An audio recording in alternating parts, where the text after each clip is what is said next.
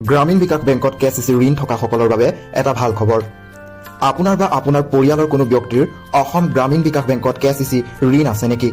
আৰু সেই ঋণটো পৰিশোধ নকৰাকৈ আছে যদি এই ভিডিঅ'টো আপোনাৰ বাবে সহায়ক হ'ব। আপুনি 5 বছৰতকৈ অধিক সময় পৰিশোধ নকৰা কেচিচি ঋণটো নৱীকৰণ কৰক আৰু লাভ কৰক বৰ্ধিত হাৰত নগদ ধন একেদিনাই। দাদা আপুনি কেচিচি ৰিনিউৱেল কৰিছে? হয়, ৰিনিউৱেল কৰিছোঁ। আমি 12 চনতে লৈছিলোঁ। হয় হয় বানপানী হোৱাৰ কাৰণে আমি ভৰাব নোৱাৰিলোঁ। হয় নোৱাৰ ক্ষেত্ৰত আকৌ ছাৰে আমাক এটা সুবিধা দিছে। হয়। আৰু দিছে ছাৰ।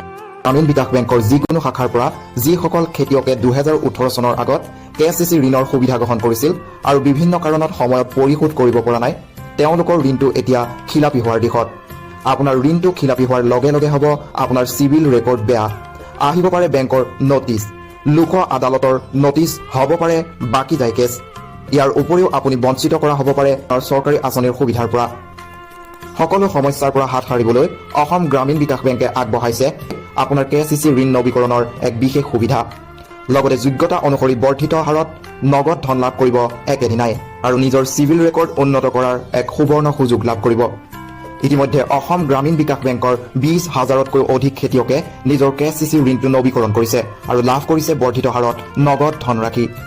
তেওঁলোকৰ মতে বেংকে আগবঢ়াই দিয়া এই ধনে তেওঁলোকৰ খেতি কৰাৰ ক্ষেত্ৰত আত্মবিশ্বাস পুনৰ উজ্জীৱিত কৰিছে আৰু লগতে ঋণ পৰিশোধ কৰাৰ বাবে বেংকে দিছে 5 বছৰৰ সময়সীমা। পুনৰবাৰ কৈছো, আপুনি জমা দিব লাগিব মাত্ৰ আপোনাৰ KYC নথিপত্ৰ তথা পান কাৰ্ড, ভোটাৰ কাৰ্ড, আধাৰ কাৰ্ড আৰু লগতে পাছপোৰ্ট ছাইজৰ ফটো। এই সুযোগ নেহেৰুৱাব। আজিয়ে যোগাযোগ কৰক অসম গ্ৰামীণ বিকাশ বেংকৰ আপোনাৰ কেচিচি ঋণ থকা শাখা নতুবা ওচৰৰ CSP পইণ্টত। এই সুবিধা কিন্তু সীমিত সময়ৰ বাবেহে বাহাল থাকিব। সেয়েহে নিৰ্দিষ্ট সময়ত বেংকৰ লগত যোগাযোগ কৰক আৰু সকলো চিন্তাৰ পৰা মুক্ত হওক। ধন্যবাদ।